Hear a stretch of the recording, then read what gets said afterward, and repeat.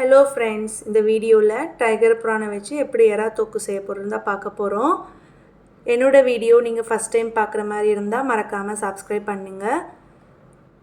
இங்க பாத்தீங்கன்னா நான் ஒரு plate tiger prawn எடுத்து வச்சிருக்கேன். இத சுத்தமா நம்ம க்ளீன் பண்ணி ஒரு பிளேட்ல எடுத்து வச்சுக்கணும்.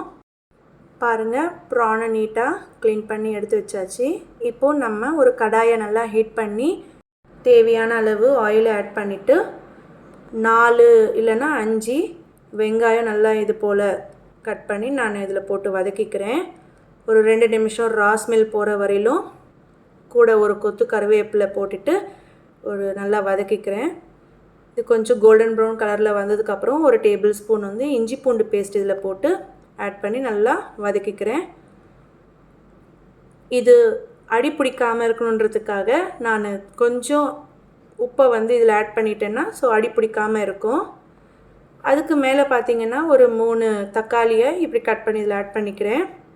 இது கொஞ்சம் சாஃப்டாக வதங்கினதுக்கப்புறம் நம்ம க்ளீன் பண்ணி வச்சுருந்த அந்த இறாலையை வந்து நம்ம இதில் ஆட் பண்ணிக்கணும். ஸோ அதுக்கு முன்னால் ஒரு டேபிள் ஸ்பூன் மஞ்சள் தூளும் ஒரு டேபிள் ஸ்பூன் கரம் மசாலா, ஒரு டேபிள் ஸ்பூன் சிக்கன் 65 மசாலா, அப்புறம் 2லேருந்து 3 டேபிள் ஸ்பூன் அளவு நான் ஹோம்மேடு சில்லி பவுடர் வந்து ஆட் பண்ணிக்கிறேன். இந்த ஹோம்மேட் சில்லி பவுடர் எப்படி செய்யணும்னு என்னோட வீடியோவில் நான் போஸ்ட் பண்ணியிருக்கேன் பாருங்கள் ஃப்ரெண்ட்ஸ். இப்போ இதுக்கு மேலே நான் சொன்ன மாதிரி ப்ரானை இதில் ஆட் பண்ணி நல்லா ஃப்ரை பண்ணுங்கள்.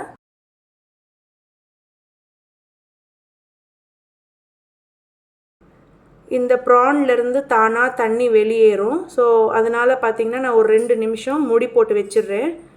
ஒரு 2 நிமிஷம் கழித்து ஓப்பன் பண்ணி பார்த்திங்கன்னா சொன்ன மாதிரி இந்த ப்ரான்லேருந்து தண்ணி அதுவே தானாக வெளியேறும்.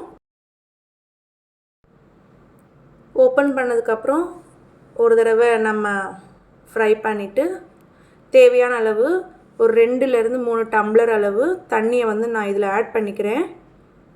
ஸோ இன்னும் நல்லா கொஞ்சம் குக் ஆகணுன்றதுக்காக, அது மட்டும் இல்லாமல் கொஞ்சம் கிரேவியாக வேணுன்றதுக்காகவும் நான் இதை வந்து ஆட் பண்ணிக்கிறேன். இது ஒரு 2-3 நிமிஷம் லோ ஃப்ளேமில் இல்லைனா மீடியம் ஃப்ளேமில் அப்படியே விட்டுடுங்க. 2-3 நிமிஷம் கழித்து நீங்கள் வந்து மசாலாவை இதில் ஆட் பண்ணிக்கணும். ஸோ மசாலா பார்த்திங்கன்னா நான் ஒரு 1/2 டேபிள் ஸ்பூனு சீரகமும் 1/2 டேபிள் ஸ்பூன் வந்து தனியா, ஒரு 4 பல் பூண்டு அதையும் நல்லா இடிச்சிட்டு அந்த தூளை நான் இதில் இறக்கும்போது லைட்டாக அதில் ஆட் பண்ணிக்கிறேன்.